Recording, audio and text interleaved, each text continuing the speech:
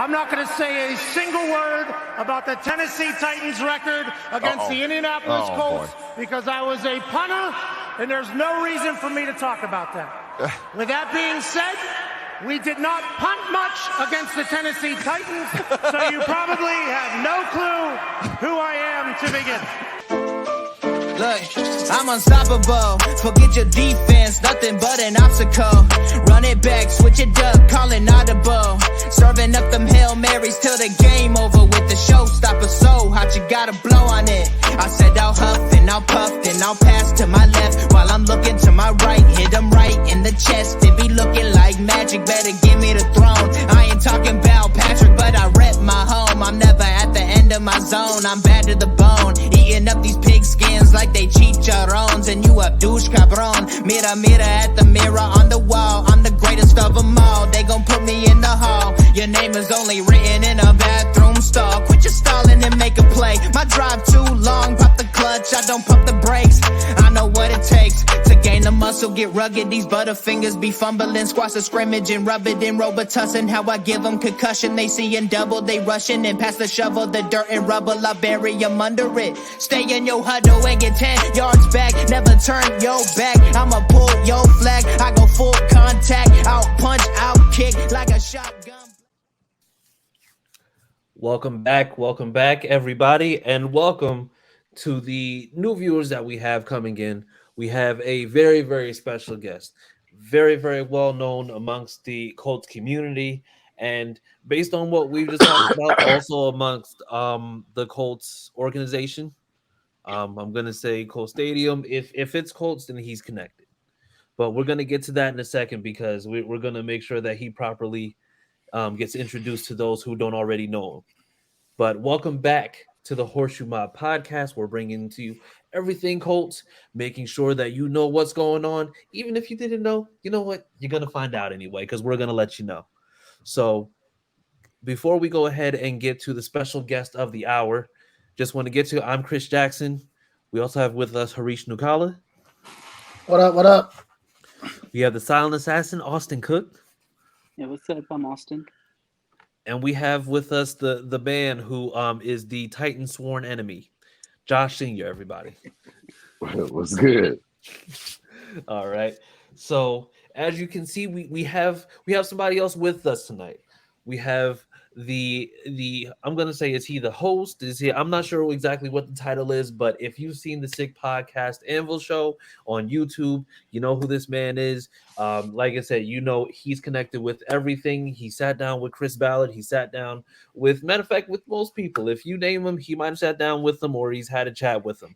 But either way, we like to welcome very special guest, Pat Doerflein, everybody.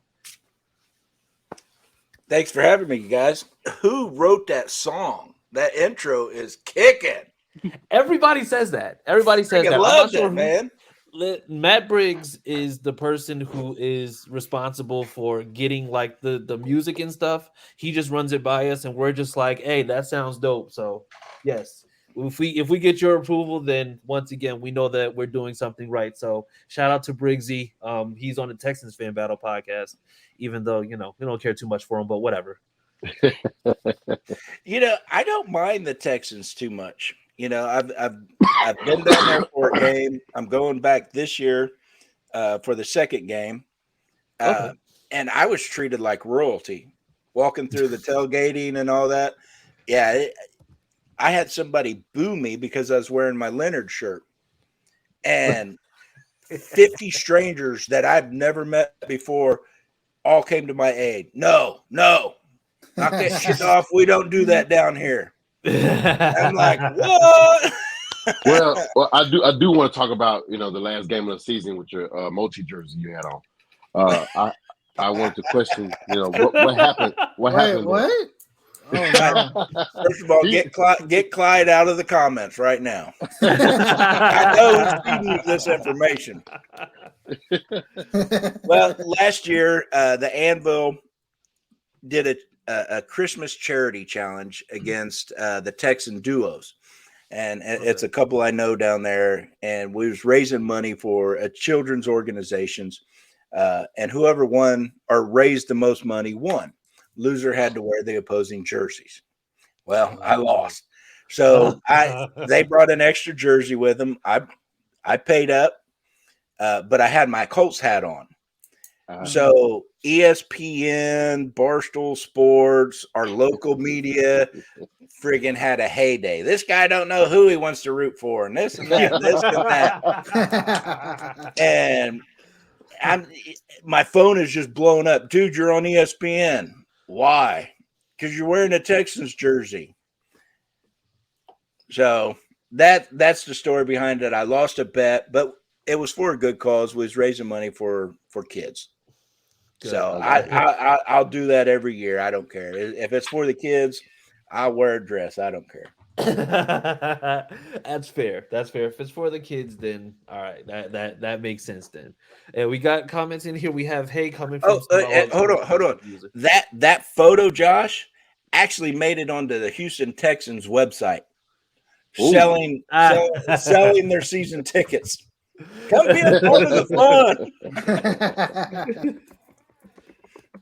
All right, so we have we have two people. We have Vika saying hello, Patrick. Good night from Acapulco, Mexico. I'm on vacation. Hola. Hey, hola. Welcome. All that good stuff. Thank you for tuning in. Then we have Chase. He says, "Hey guys, welcome, Pat, my old boss." What's going on, Chase? What's everyone take on the JT pup list to work out the contract? We'll get to that soon. And then we have Rebecca saying, "Hey, Big P, go Colts." Big P. Rebecca. Go Colts as usual. It's the only blue in the division that actually makes sense. So, yes. Yes, that is correct. So then, without further ado, since we've already gotten into that, just tell us a little bit about yourself, how you got so connected within the Colts community, and you don't have to go too far into what you got coming up, but we'll talk about that after the fact. But let us know a little bit about you, man. First of all, I'm a disabled vet, 100%. Thank you for your sacrifice. Yep. Thank you. I'm a father of two, grandfather of two. You cut me, I guarantee you my blood's blue. I love it. A good while back in 2015, 2016, I built a sports app. And as I was learning Facebook algorithm and learning the funnel system, I don't know if any of y'all know what all that is, but it's how you get on more timelines by their algorithm. Yeah. And I was failing miserably. So I was learning how to build a funnel in Facebook, and I started doing pregame shows off my phone in my living room, and it took off. Mm-hmm. And so the next year I got a studio, cameras, lights, this and that. And I knew if I wanted to keep growing that, to keep building a funnel, I had to grow the sports stuff. Sports is what I know. Sports is what I love. So it just made sense. So I would go to football games, shake hands, kiss babies, however you want to say it. I ended up meeting Chris Ballard out there, formed a relationship with him, still have it today. And actually, the Anvil crew gets an on-site interview with him this Friday at training camp. Awesome. Nice. So awesome. If you guys are around training camp, stick around, yell out, cheer, let this man know he's not wasting our time. That, and we always say we're for fans by fans. That's the kind of show we have. We're not trained journalists, and we don't try to be, so, what you get from us, like you guys, you get an honest opinion, your take on what's going on, the game, this personal play, versus the standard ESPN comments. Oh, he had a good opportunity to get a couple extra yards there, but he missed it. It's just, journalism to me is boring. I want to know, what you think about that, Chris? Man, if he would have just juked instead of jived right there, he could have got 15 more yards. Yep. And then start breaking that down. and have honest dialogue, not this reporter stuff. So we don't try to be, Colts insiders because we're not. We don't try to be Zach Keefers because we're not. We don't try to be Bob Kravitz because we're not. Those guys are trained professionals and they're very good at what they do. I mean, extremely good. Yep, absolutely. That's not us. We're fans that put shows together like this because we love our team. We love our sport. We love watching. We love dissecting what's going on. We love the highs. We even love the lows. Yeah. Absolutely. Because we're just fans. Yeah. So, that's how I met Chris and built a relationship for him. I go to the combine every year. I shake hands, kiss babies with anybody that I can. And you just keep building. If you're old enough, I've said this earlier, that's how you build your Rolodex. Yeah. You got to get off your ass. You got to get out there, put boots on the ground and make shit happen. And that's what we do. No, absolutely.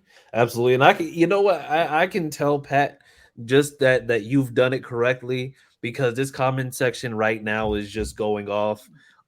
Teresa says that she would love to see you, or she would pay to see you in a dress. You better get your checkbook, girl.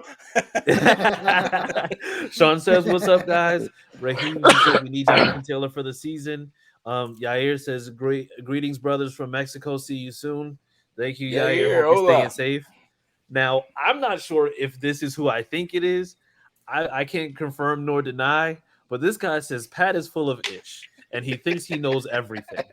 Now, the thing is, you know who you work with, so who could that possibly be from the Anvil Show? There's only one person that could say something like that, Mr. Clyde Oliver. There you go. Okay, Clyde. All right. Hey, shout out to Clyde. And that's fine. If I can dish it, I can take it, by God. Because a couple weeks ago when you guys had him on, I was giving him a lot of hell. Oh yeah, you absolutely were. He had to talk about the bets that he lost. He had to. Yeah, it was. That's going to be the best beer ever. All right. Then Chase says, "Big P has built everything the right way. Definitely a great fan, man. And thank you again for your military service." And thank you, Chase. Chase is also in the military, so yes. Thank you also, Chase, for your service and sacrifice. And of course, apparently this is Clyde, because he says, "Be quiet," with emojis. So yes, we'll go with that. I tell you though, meeting people like you guys, meeting Clyde, Carve, Acosta, all these, everybody that has came into my life since I started doing that, the people I've got to meet, Chris, the organization, to me, it's just blessings, man. You do the right things for the right reasons, you get blessed. Yeah. So I definitely, I won't, and Clyde gets mad at me because I'm too humble, but I don't take credit for nothing because I look at everything as blessings. Yeah. So it's nothing that I personally did, or I don't have no aura around me. I don't have no crazy bloodline, and all this other stuff people like to talk about, but I do have a work ethic. I know how to get off my ass. I know how to make things happen. And I believe I'm doing them for the right reason. So everything falls in place. Hey, amen. That's it.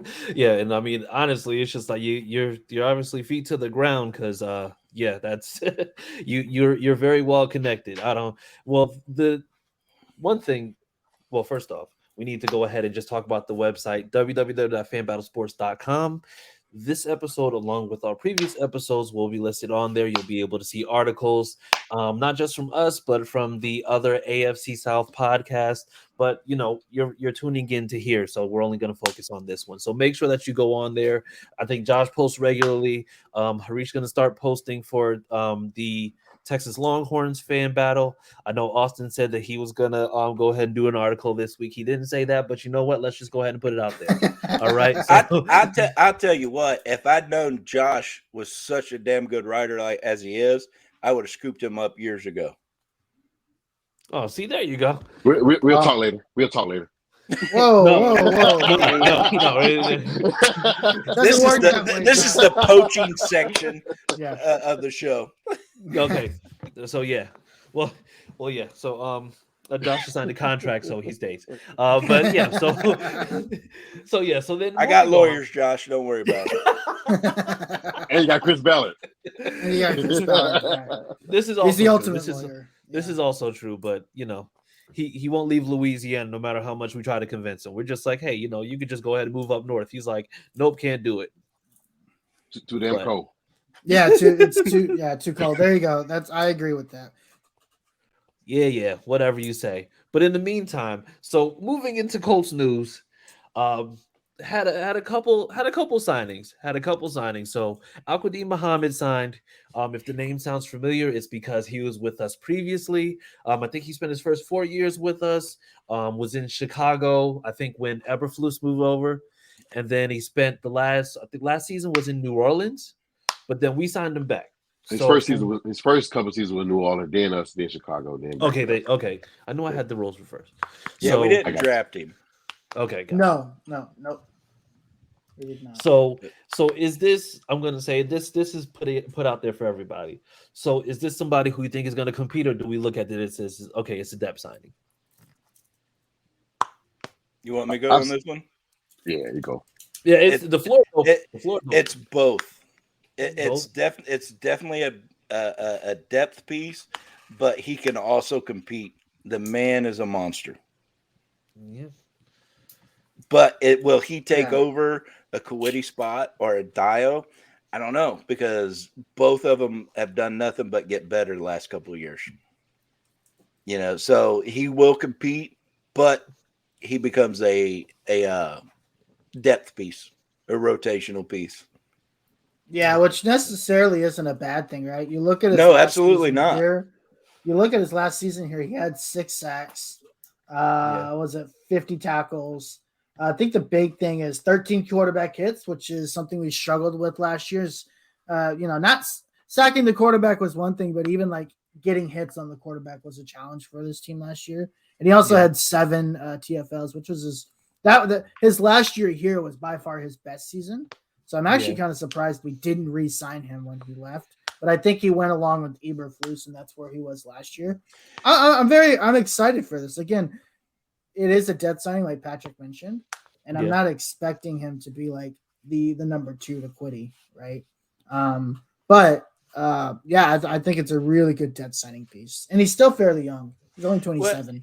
And this is things I got to remind people about Chris Ballard. He said it in other interviews. He said it on our show before.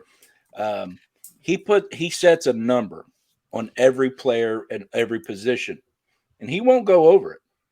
So, people in the comments are saying they shouldn't have let him go. Well, if he was asking for more than what Chris valued him at, he's going to let him go. Yeah. That's just the way he operates this team. So without being a fly on the wall, we don't really know why they let him off. Yeah. But we understand why they brought him back. Yep. Yeah. Absolutely. Yeah. I mean, and I'm going to kill your name every time I try to say it. Just call me Gandhi. Gandhi. All right. That name I know. Like Gandhi was saying, 6 quarterback hits, all the sacks. I mean, his stats proved he deserved another contract. Yeah. So to me, it was about a money thing, and they couldn't come to sides. Just like boy that went to Tennessee. Danico Autry. Autry. Everybody loved Danico Autry. The organization loved 100%. Yep. And Chris had a number. Tennessee beat it. He come back and matched Tennessee's number, but didn't match his guarantee. Yeah. So he walked. Yep. That's just the ugly side of the sport. It is. I think, and you and I kind of talked about this before the show, right? There's Ryan Grigsons who overpay for everyone, right? And there's Chris Ballards. There's Chris Ballards that have a number and are strict, and they want to stick to their status quo. And I think I agree with that. I think where where we are with Chris, I feel like I would like to see more of a medium where he's willing to say, okay, 2 years ago, okay, Al, yes, we did this and you did that, but here's what you've done for us, and here's me showing gratitude to you, and by doing that, I'm willing to bend the number a little bit. And I'd like to see. I think Danico is a perfect example of that. I thought we could have absolutely taken the risk and said, hey, the value and the production matches the risk that we could potentially be taking. Yeah, you could have took the risk, but do you pay your bills at home? Do you run your house that way, or does your wife write out the bills for you? So okay, then you know exactly what's coming in every month. You know exactly what's going out. Yep. Because you're in charge of that. You budget your household. Yep. If the kids say, "Daddy, can we go out to eat tonight?" You look at that budget and you say no, or you say yes. Yeah. And I think people forget about that a lot of times. It's about budgeting your organization. Can you go over? Absolutely. Is it a risk to go over? Absolutely. But if you keep going over your budget because you want to be risky, you have no budget. You have no budget. You have no future. I mean, it's really just like your budget at home. Keep going out and eating at Texas Roadhouse, Olive Garden. And then you come home with no lights on because you did that. Well, I'm actually going to Texas Roadhouse after the show. So okay, but it's in the budget. But you see my point. You literally talked him out of going to Texas Roadhouse. You're going to go to Subway. Now I'm going to Taco Bell or something like that. Exactly. But yeah, to me, that's the way. I'm a simple-minded person, so I look at things very simple, and I try to relate a lot of things, to what I do at home. So what? Is there a booger on my face or something? Why is everybody laughing? No comment. All right, Clyde, you're done. You're done, Clyde. But yeah, that's the way. I don't get upset when people call him Bargain Ben Ballard. People say he needs to be fired, this and that, because I like his strategy. I like building from the draft. I like paying the players that you coach up. I don't necessarily believe every free agent signing is going to be a home run. Yeah. And that's where you blow your budgets. I'm sorry. That's just that's the fact of it. And he doesn't do that. And I appreciate it because I look at what he does, how I run my house. Yeah. I know how much is coming in. I know how much is going out. I know how much extra we're going to have. Yep. And that's how we live our lives. Absolutely. Do you think that the discourse is also in the fact that, like we saw, for example, I was very, very, very skeptical about Matt Pryor going into the season last year. And for me, it was just like, I feel like even if you don't get somebody who is just a world beater, all pro number one, it's just like, I at least my thought process was you can find somebody out there who's better than Matt Pryor. And then Matt Pryor just ended up just kind of being like an absolute liability at left tackle and right tackle and guard and everything. I think he played center at point. Don't forget Julian Davenport either. But when we're looking at like those types of moves and then you see like how bad that position was, do you think that also factors into that bargain bin Ballard mantra where you really believe that he's skimping and then, you have positions like that have kind of deteriorated since Anthony Costanzo left, for example? Could it be? Sure. But could it just be it just didn't work out? Did anybody expect Matt Ryan to have the year he did last year? Oh, absolutely not. No. But he did have the year that he had, and now he's gone. Chris has said it, I don't know how many times before. You don't hit home runs on every swing you take. Mm-hmm. He goes, sometimes you foul out, sometimes you whiff out. So he took a swing on Matt Ryan, and it didn't work out. He took a swing on Carson Wentz, and it didn't work out. That's the problem. And that's another name that I did not expect to have such a bad year. Carson Wentz. I really thought getting behind our O-line, Carson Wentz was going to come back to MVP form. Yeah, I really down. truly believe that. Yeah, he was very up and down, right? But I think, again, I go back to what you're saying, right?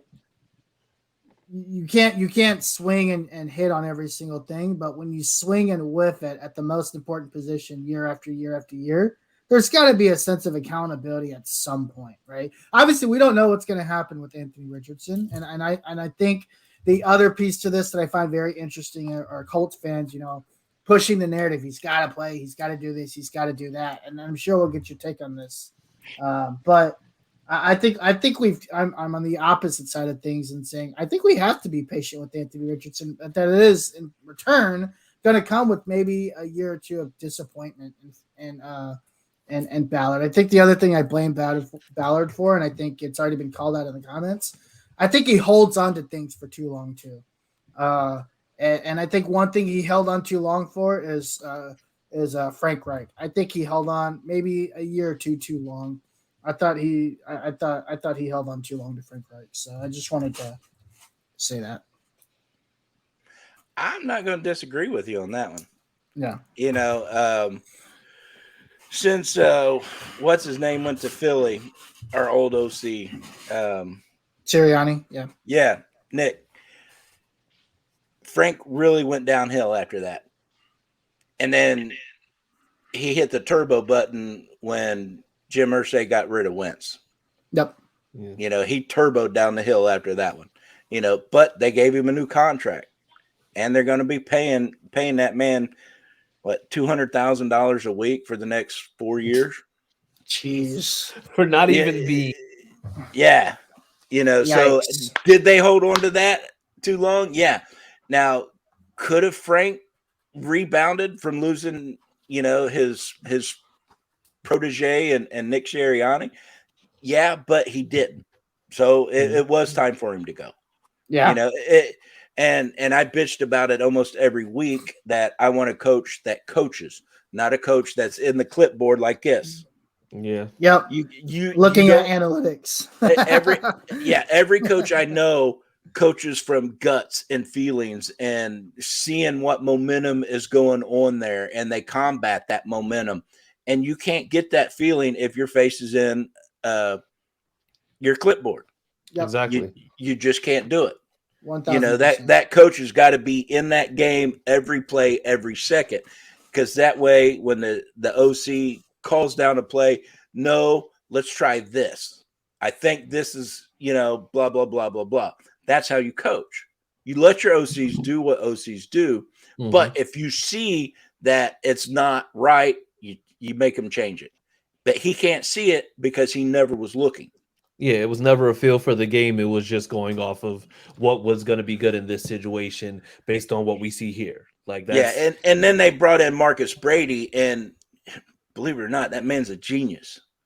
But he did not let him do his job. Exactly. And that was aggravating for 2 years.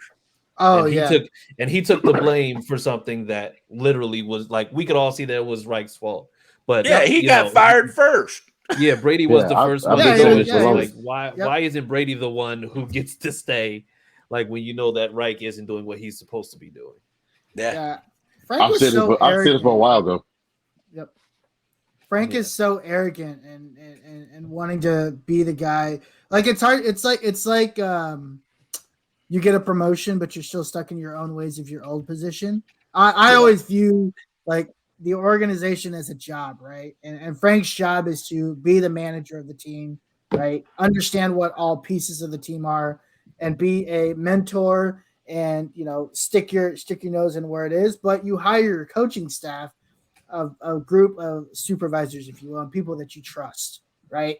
And I felt like he hired these people and he micromanaged the heck out of them and never really allowed them to use their strengths to be able to – because we've had the roster. Like I would agree that Chris did draft a good roster.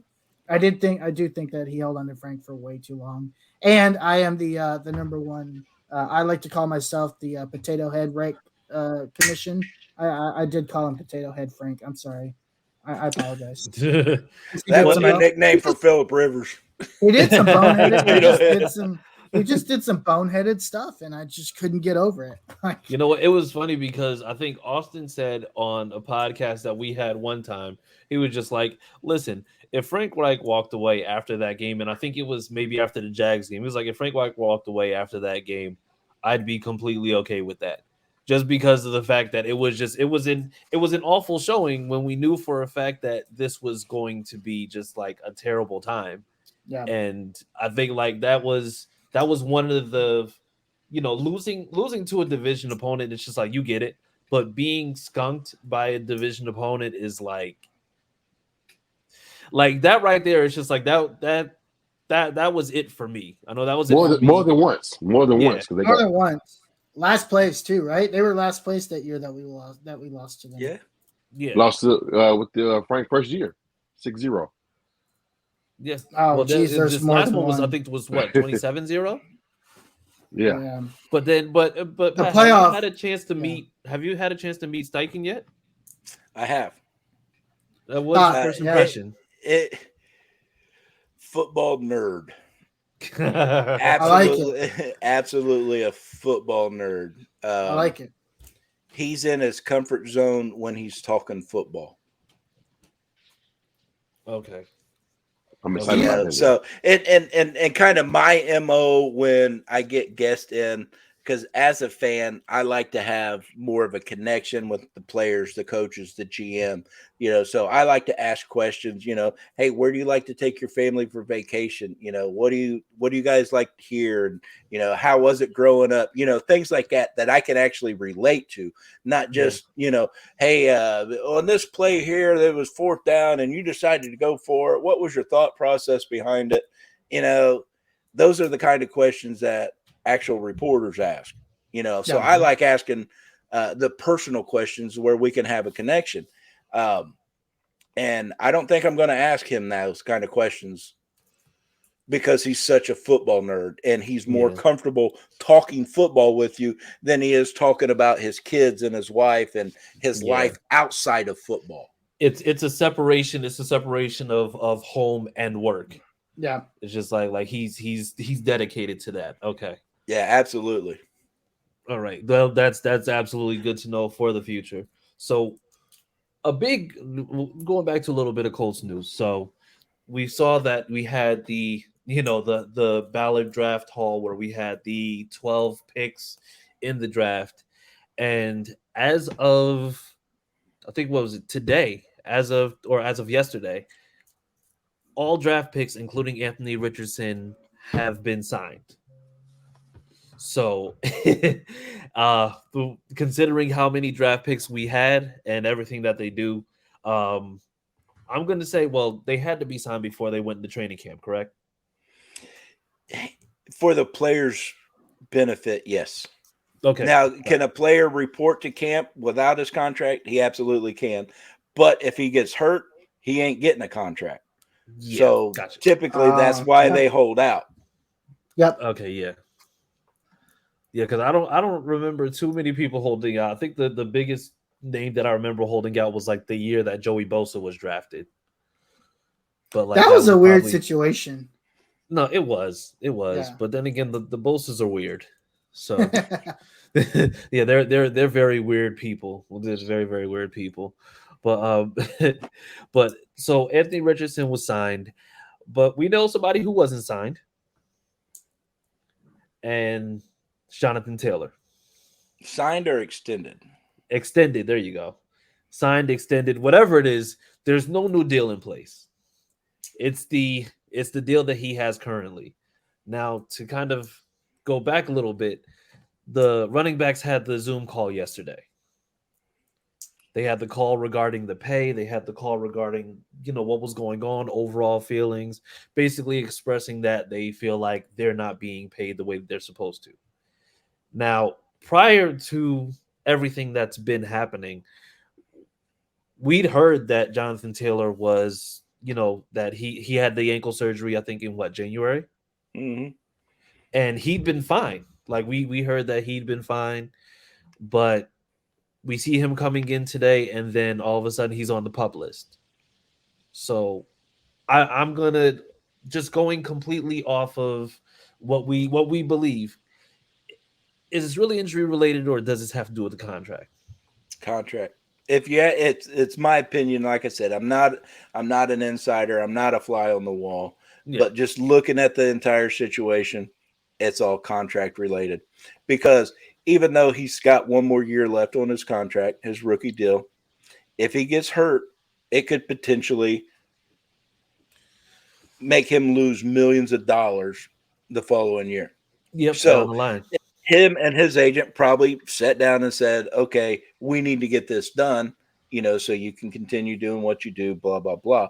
But if you start camp tomorrow and you get hurt, this deal ain't going to get done. Yeah, and don't say people can't get hurt at camp. Our punter, Rigoberto Sanchez, tore an ACL running sprints. Yep. So it is the ugly side of the game, but it is a business, and these guys, they put their bodies through tremendous amount of torture. Yeah. Every Sunday. And in between that, they put their bodies through a tremendous amount of training to get paid. Yeah. So you can hate on Jonathan for it or not.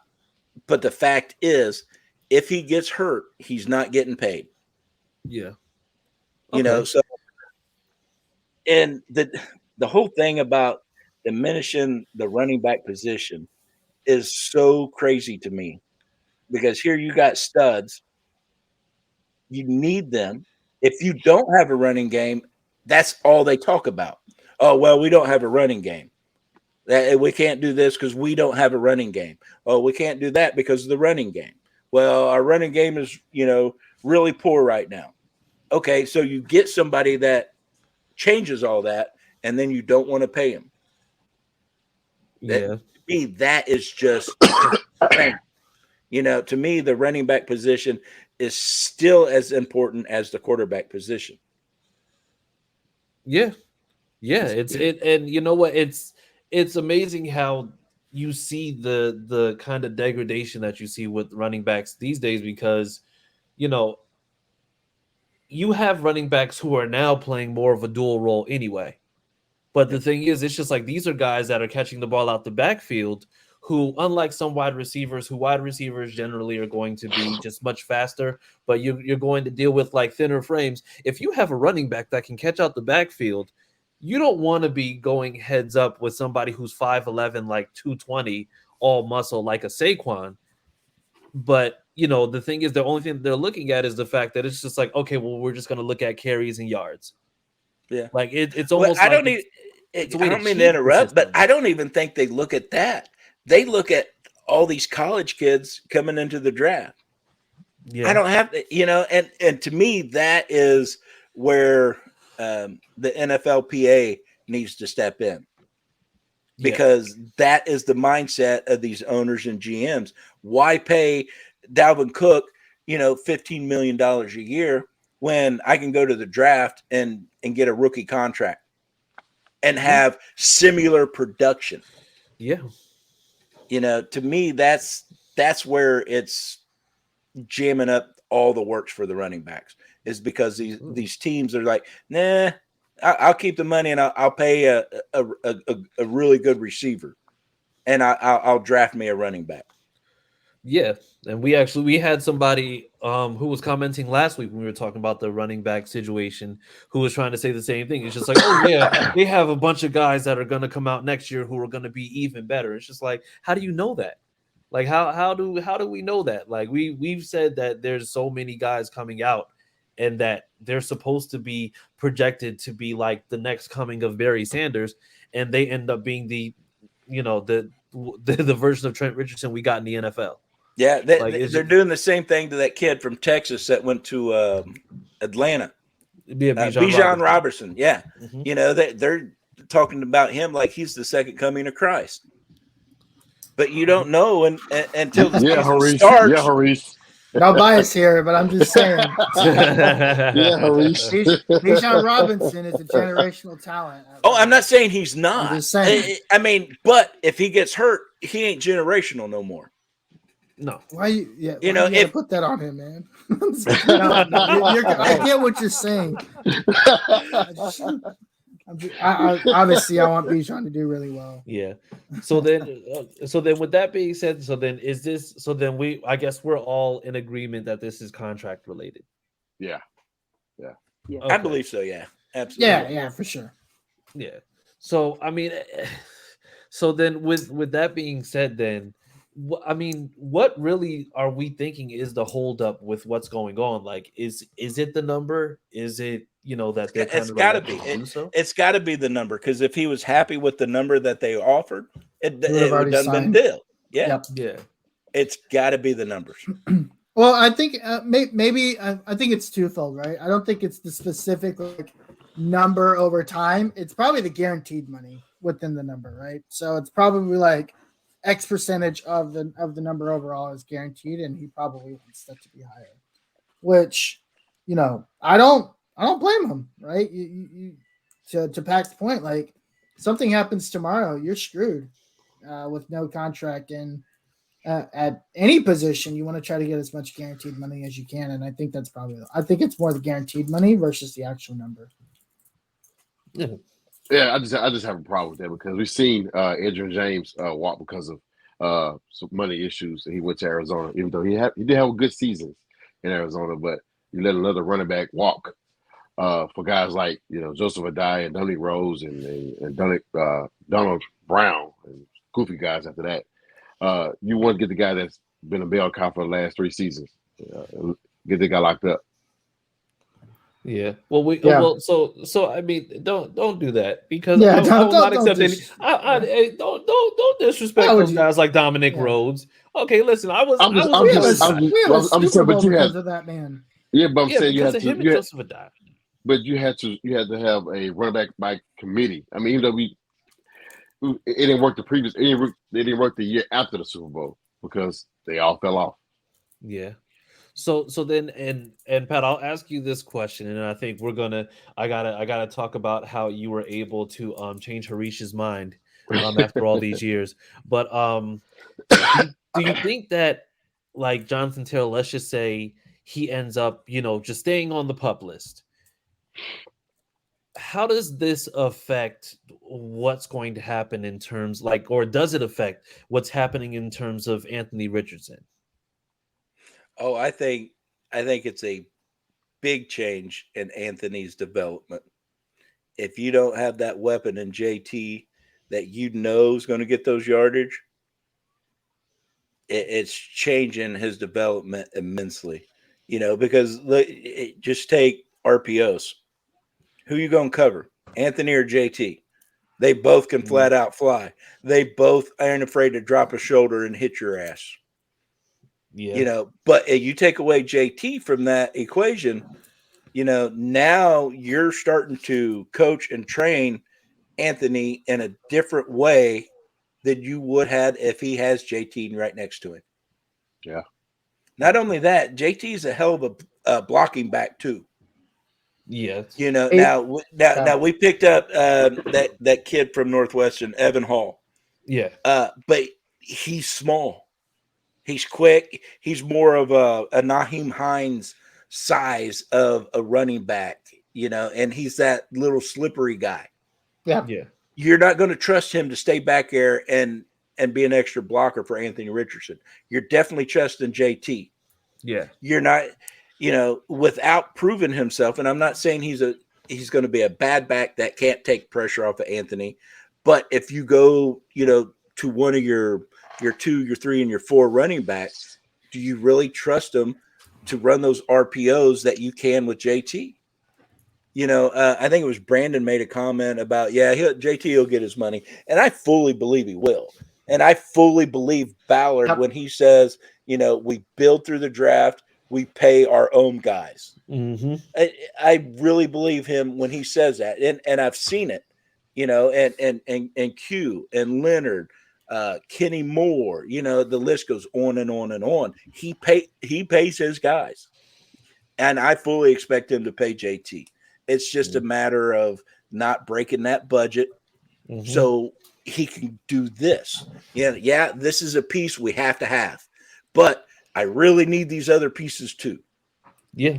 We got to come up with a compromise here. Is it on a signing bonus, or is it on guaranteed money? Or, there's 1,000 different ways to get this deal done for the numbers that fit both sides. And it's just a matter of time of sitting down and working it out. Yeah. But I really and truly believe that there's not going to be any issues. Ballard will get this done. He knows how valuable JT is. He's loved JT since day one in college, because Ballard's a Wisconsin guy. Yep. He watches guy. Wisconsin. He's loved him from the start, and now he got him on the team, and the output that he gives week in and week out is irreplaceable. So he's going to pay him. It's just a matter of working out the details. So we just got to stay patient, let the two sides work out the details, and then we run with it. But you take JT out of that equation, you're definitely changing Anthony's projections. Do we get a deal done before the season, you think? Or is this going to go into the season? No, absolutely. It'll be done. Okay. And then so then speaking of contracts now, what do you think the holdup is as far as Pittman goes now? You see, I haven't heard anything about negotiations with Pittman. I don't even know if they're in negotiations with Pittman, just because I haven't heard nothing about it. He says he's fine without it right now. He says he's good. He's okay. Yeah. So, and I've mentioned this before. Look at what the salary cap is going to be for us next year. It's going to be higher, much higher. Right. much by like $100 million or something crazy. Yeah. I don't remember the exact number, but it's crazy. So if JT and Pittman, well, if they hypothetically weren't to get signed, then we'd be over $100 million next year. Right. But you get one of them signed this year. You work on the other one next year, where you've got more play with the budget. Mm-hmm. Yeah. So, is it one of the cases where Ballard sat down Pittman and his agent and said, look, there's no way we're letting you walk, but this is my plan. We're going to sign JT this year, and this position and this position and this position. Now, next year, we're going to work yours, but I'm not letting you walk, so don't worry about it. And they might have signed off on it and said, okay, we'll start negotiations later on towards the end of the season. Yeah. I don't know. Like, again, I'm not that insider. I'm not that fly on the wall, but I can honestly see conversations like that between a player and agent and the GM happening all the time. And the agent's looking at Michael and saying, yeah, because next year we're going to have a lot more money to be thrown at us. Yeah, that's all right. That's fair, because it's more money next year. Yep. Yeah. That's just the way I see it, guys. I could be completely wrong, but like Clyde says, I usually not. Big Steve, the ultimate fan.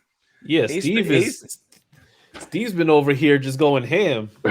Yeah, Steve's an awesome individual. He's a Houston Texans fan, so we won't hold that against him. Yeah, but Steve's an awesome individual. If you're vouching for him, that's fine, because I saw the Texan stuff on here and just like, all right, we're just gonna get past this guy. Apparently, he's just bored right now. So Pat, what about our boy Darius Leonard? What's the take or what's the news on him? The last I read, he cleared medical waivers from team doctors and everything, and the organization. He's going to be at training camp tomorrow, but they're going to work him in slowly, work him and build him up. Okay, is what I've read. Okay. So, but having him back on is huge for us. I mean, that guy's personality and his style of play is unbelievable. Oh yeah, he's the attitude and the energy of that defense, especially back there, because I mean that's the guy who's making sure everybody's held accountable on that second level. So Now, going back to the running back thing, because Clyde actually does bring up a question. Yep. He says, do we set the market for backs with JT's upcoming contract once it's actually signed? We should. What? We should. Why not? Why not? You already took a chance on the kid. He's proven himself. You're the one that said that you pay your own people. Mm-hmm. Yep. Why not set the market? Yeah. Yeah, because you and going against that will go against his word. And we know, of course, according to you as well, he's a man of his word. He's not going to sit there and BS you. He's going to come out, shoot it straight.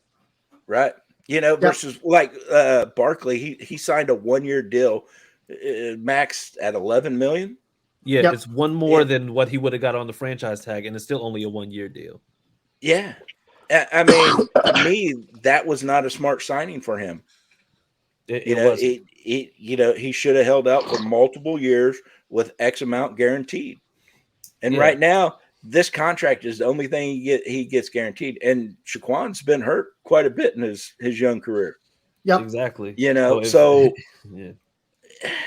Why did he sign 1-year deal? He should have been after a multi-year deal with X amount guaranteed. And that's what all these guys should do. These 1-year deals are so risky for both sides. Yeah. Yeah. That's why the timing on Jonathan Taylor with the pup list thing was so surprising, because we'd heard nothing about the ankle, we'd heard nothing about anything, but then, like I said, you hear about this call, and a couple of the thoughts that were being thrown around. I think Ryan Clark or Dominique Foxworth said it on ESPN. They said, you know what? It's just like, what would stop them from just going ahead and reporting and then saying, "Oh, my ankle's messed up," and then not playing? Yep. It's just like what would keep them from doing something like that? Which, I mean, when you look at it, it's just like it stinks, because then that puts you really in a terrible spot, because then that means, okay, they're going to look at you like, oh, well, he's already hurt. But at the same time, you're forcing their hand, because if you know that you're in an offense where you're probably going to be the feature guy, and JT is with Anthony Richardson.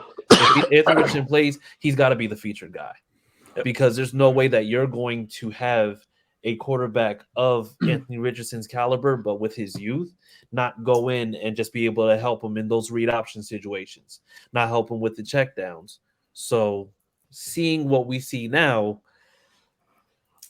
I mean, I don't think I've seen one person speak negatively about, Jonathan Taylor with the injury. I think everybody is either saying, hey, I don't blame him, go get paid, or they're saying, hey, listen, we're worried because we definitely need him, especially with Anthony Richardson. Yep. I mean, I say it too. When we got Anthony, everybody was saying he was a 2-3 year project. Mm-hmm. Yeah, he's talented, but there's so much he's got to learn, and he's got so little experience in college, and da-da-da-da-da. And then we draft him, and I start analyzing it, and I start thinking, hey, he's going to be okay. Yeah. We got JT back there. Mm-hmm. That takes a tremendous amount of pressure off of any quarterback. Look what Peyton Manning has been able to do with Edgerrin James. Yep. Just go back and think about some of those plays where Peyton would check down to Edgerrin because he had that safety net. And he knew it was a safety net. It wasn't a guess. Right now, with the young backup running backs, what we got, with the young quarterback, what we got, nobody's going to feel comfortable.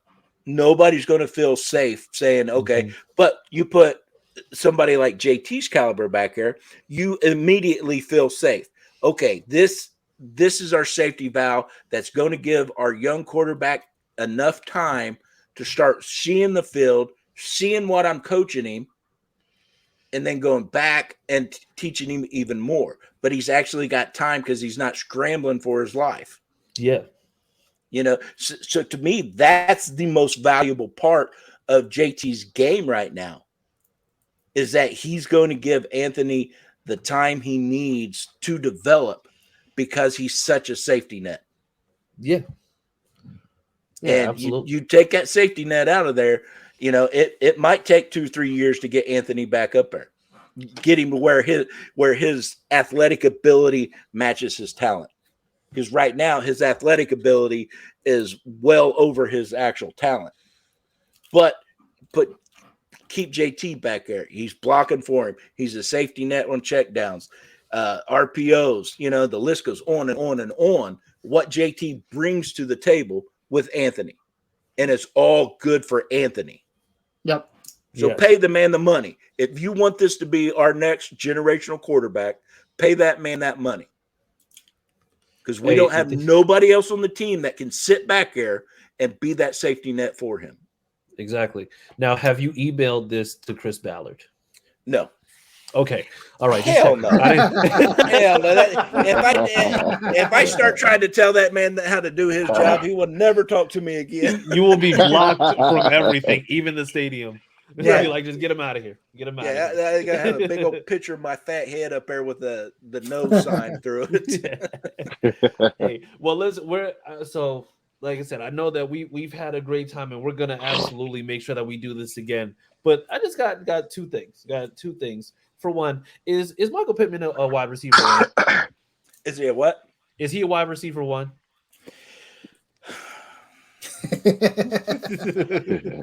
It's okay to say no, Pat. This is a point of contention for us because we argue this all the time. Production wise, no. Fighting that dog, absolutely. Wait, say that second part again? Production wise, no. Stat wise, he doesn't show that he's that number one guy. But the fight in him, absolutely. Oh, yeah. For sure. Absolutely. The man has more passion during the game than I've seen any receiver, even over Des Bryant. And that dude would cry. But Michael Pittman, he'll fight you. He'll fight you for that ball all the way down to the ground. He doesn't give a shit. Yeah. I absolutely love Pittman, not only for his play, but his personality. He greets fans. He smiles with them. He takes his time with them. He's a real high caliber guy. So go back and look at his quarterbacks, and that's going to give you the red line to show you why he doesn't have the stats to call him a number one receiver. Yeah. But now go back and look at the play, and you'll see that he fights for everything. Sure. Yeah. He has moments, right? But he also has moments, and we talk about this all the time, where he's given the opportunity to do things, and he doesn't take advantage of those opportunities. Now, can I ask you one more question, Gandhi? Sure. Isn't that the same for everybody?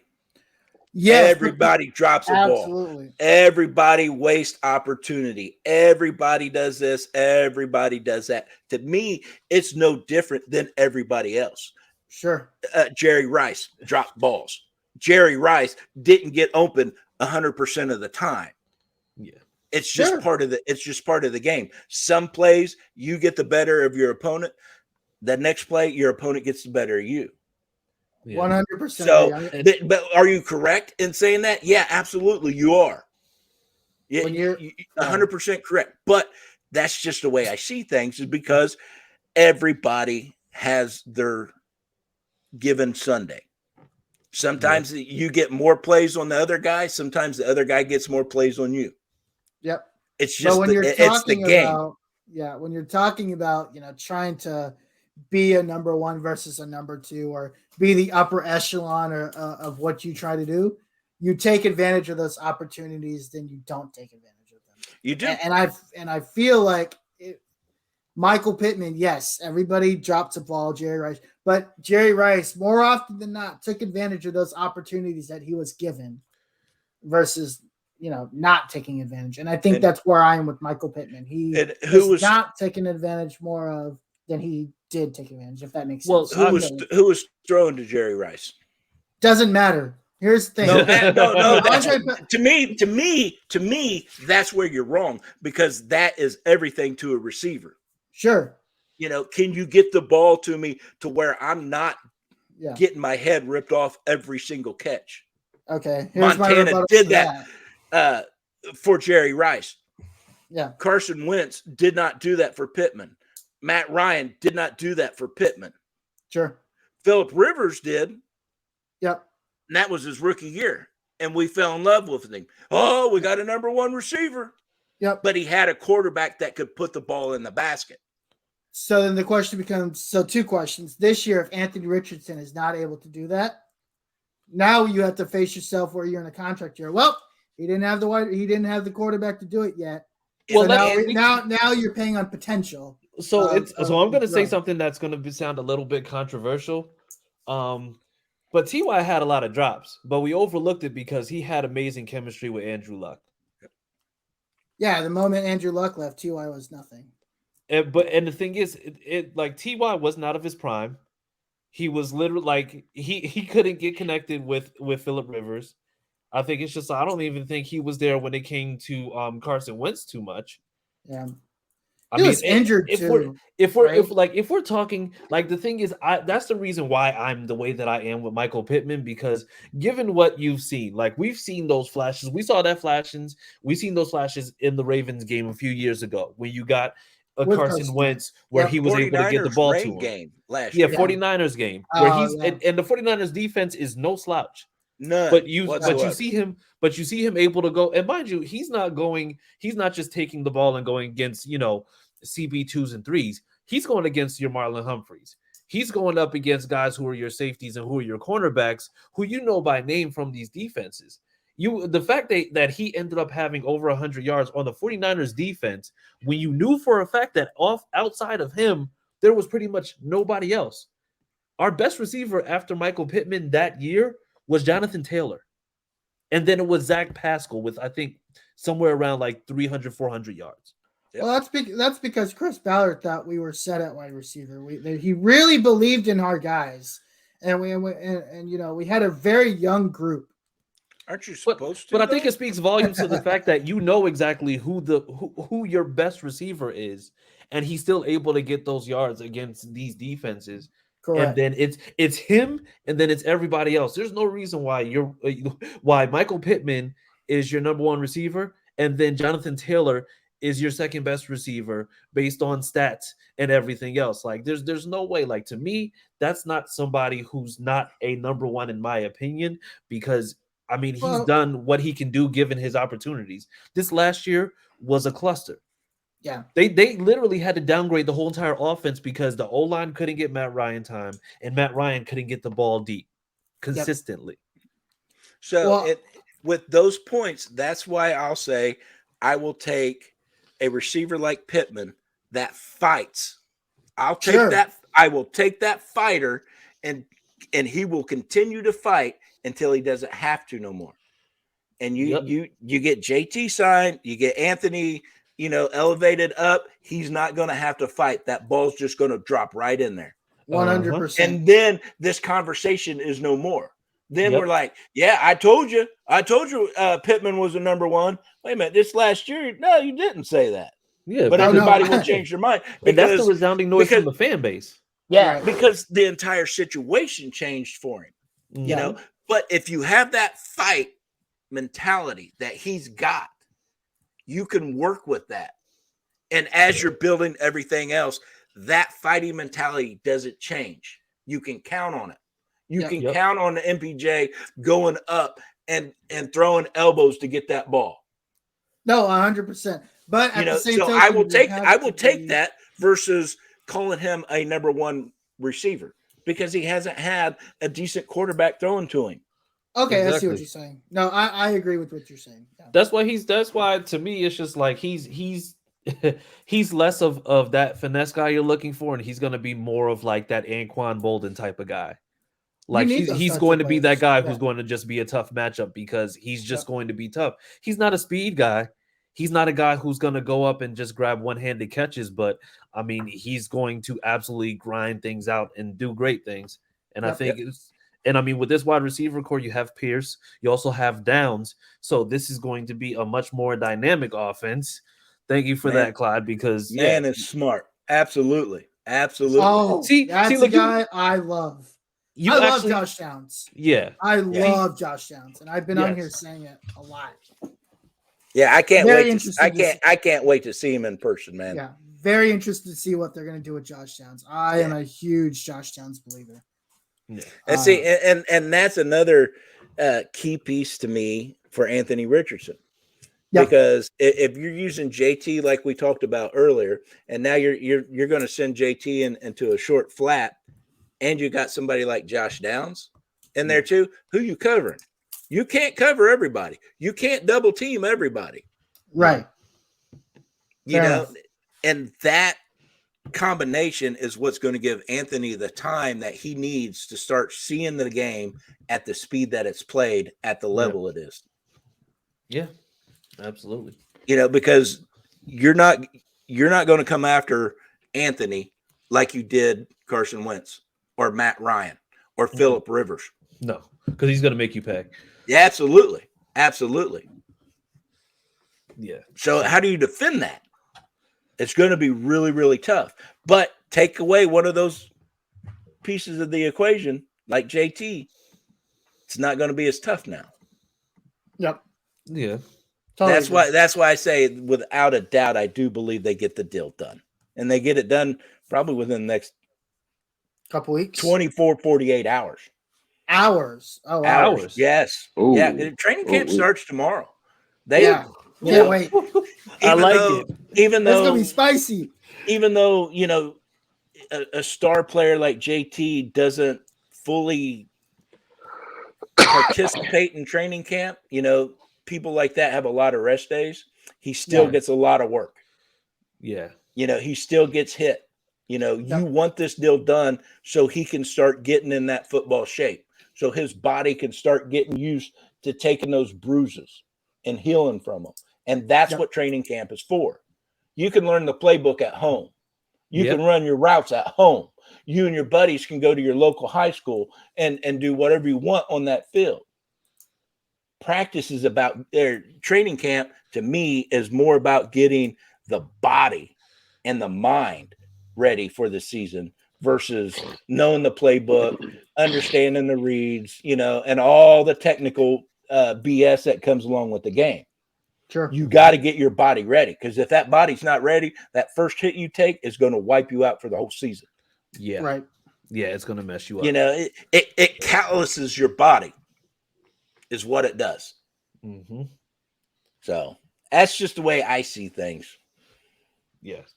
Well, like I said, and we absolutely do appreciate the way that you see things. Of course, this would be a much longer discussion because I'm sure that we could all sit here and talk football literally all day. But let's do a 12-hour marathon. I don't 12-hour marathon. All right. Yeah, let's do it. I'm ready. We've got plenty of topics to discuss. We can make a 12-hour stream. Exactly. But you know what, Pat? But we absolutely, not only do we appreciate you coming here, but also we appreciate you just like I said, just talking ball with us. Like I said, we talk to a lot of people and we appreciate everybody that you talk to. But I think for us, it's somebody who's really just connected within, you know, that Colts community. The way that you are is just like, it goes without saying that is something that we absolutely appreciate. And we definitely do want to have you back on very soon because, I mean, like I said, this is another great conversation. Like I said, I know Clyde was a conversation, and you actually, you know what, you actually went light on him. You went light on Clyde. Well, you got to remember, he's still active duty Air Force. He's got access to a lot of big guns. But one other thing, and Josh skipped out last year tailgating with us, but this year is going to be friggin' phenomenal. The reason why I skipped out because I had a long night. Well, I know that, but I wasn't gonna put it out to the world like you just did. Yeah, go ahead and tell. I was fucked up. Yeah, I don't know what you told Mama, but yeah. So if you guys come to a game, you got to tailgate with the Anvil crew. Oh, without a doubt. I can't really go into too many details, but it is going to be phenomenal, absolutely phenomenal tailgating this year with us. You guys, and last year, every home game. Last year we had people from the UK show up. Mexico, China. Lady from China that follows us showed up. Yeah, we got an actual anvil that you can hit. Yeah, it's a lot of fun. That, and we've definitely stepped up our game in the tailgating department for this year. Oh, we listen. We've been talking about which games that we're gonna map out to come to. Clyde talked to us last or 2 weeks ago about doing it. We're gonna be out there as soon as we nail down the dates, because I'm pretty sure we're gonna go to more than one. Then we're gonna let you guys know, and then we're gonna coordinate, because it's going to be a party. Yeah, absolutely. We'll definitely have to figure that out for sure. But we're gonna keep Josh on a leash so he doesn't miss it again. Yeah, no, Josh. Yeah, you might have to put me on one too, because last time I was out there, I got a little too spicy. Yeah, Harish was drunk on screen. I think we had a podcast that night. He just like, I'm not gonna lie, guys, I'm really fucked up right now. I'm like, so that was my first time in Indianapolis since the Colts had moved to Lucas Oil. So I had myself a good old time. Oh yeah, we'll definitely make a trip up there this year. Sure. That comment from Clyde is our expectations for the year. Okay, hey, we'll be right there with you. But we had a comment come in from Acosta, and he said Betty can't keep up with me. And Acosta, for the sake of bail money, he's gonna take you up on that. We're not gonna venture into that. Okay, thanks, but no thanks. We're not gonna do this. Okay. He said, and then this person said, "Are y'all better than the Anvil Show?" And on that note, you know what? We are not better than the Anvil Show, just because of the fact that it's just like the Anvil Show is they have. I'm gonna say, they have the type of community that we aspire to have. So we're building. We're getting there. So. Yeah, there's no reason to ask a question like that, because we're all friends. Exactly. You know, there's no competition between this show, my show, or anybody else's show. You know, everybody that you see here on the screen, Stacy, if I call them and ask them to be on my show, they'll take their time and be on my show. They got a hold of me and said, "Hey, can you come on?" Absolutely. Yeah, because we're friends. We're all Colts fans. There's no better this. There's no better that. You know, I love your intro music. You know, to say something like that is a little left-sided, but it's fine, because it's sports. Everybody contributes. I lost the word. Competition. Yeah. Because it's sports, you know. But us and these guys, we're not in competition with each other. We're brothers. We help each other out. We lift each other up. That's it. Exactly. One thing that we'll always deal with is just like, it doesn't matter who we have on here. It doesn't matter what podcast. At the end of the day, it's just like we're all doing this because we love it. And I mean, I will never not appreciate anybody that comes on here or that asks us to go on to where they are. Like it's all love. It's all love. Even other fan bases. I mean, I'm in a lot of groups, and I'm in them because they're good people. They might be fans of the Texans or the Jaguars or whoever, but they're good people. They're fun people to be around. They make the experience enjoyable. You know, so I will definitely associate myself around them, not just Colts fans, you know, because I can't say I like every Colts fan that I've met. You know, some are just flat out jackasses. You know, that's it for you, but hey, you do your thing over there. I'm going over here. Love you, but I gotta go. Kind of thing. But when you get good people, like-minded people, you keep them in your circle. That's it. 100%. Yep, absolutely. So, Pat, with that being said, we're actually going to go ahead and get out of here, since we've had such a great time. And like I said, we're going to do this again very, very soon. But in the meantime, where can the people find you on social media, and when can they find you on the Anvil, on the Sick Podcast Anvil Show? Well, you can find us at the Sick Anvil Show on Facebook.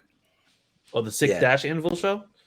Right, yeah, no, the Sick Podcast Anvil Show. I left the podcast out. I'm sorry.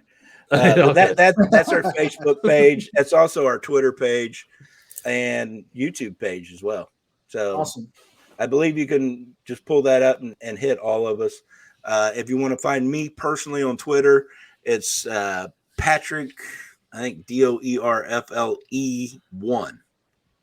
Okay, fantastic. Yeah, that's get it right. There we go. Yeah. Okay. Yeah, they wouldn't let me spell out my entire last name. those damn Germans and their names, I tell you what, are just damn long. Just be like, I don't know what that means, but somewhere that don't seem right. Give me a couple beers. I can't even spell my own last name. So it's a door and a dolphin. It's a and something's flying. But yeah, that's it. You know, and I love doing what I do because I get to share blessings with everybody. It's extremely fun. It's relaxing, but yet stressful at the same time when you're not winning. Yep. Yeah. You know, but part of this life is, and part of being a human being is meeting people, shaking people's hands, and getting to know other people. Yeah. You know, have that open-mindedness. Don't be afraid to walk up and shake somebody's hand and say, "Oh man, yeah, I saw you on the HorseShoe Mob Podcast. You know, I really like what you're saying, but I didn't agree with this." It's fine. You don't have to like everything I say. You don't have to agree with everything I say. But when you look at me, look at my character as a man. Yep. And you're going to like what you see. And from that, we become friends. We become brothers. We become family. Yeah. All right, Clyde, I'll change my name to Big Boy now. You asshole. Don't you have to work in the morning to go to bed?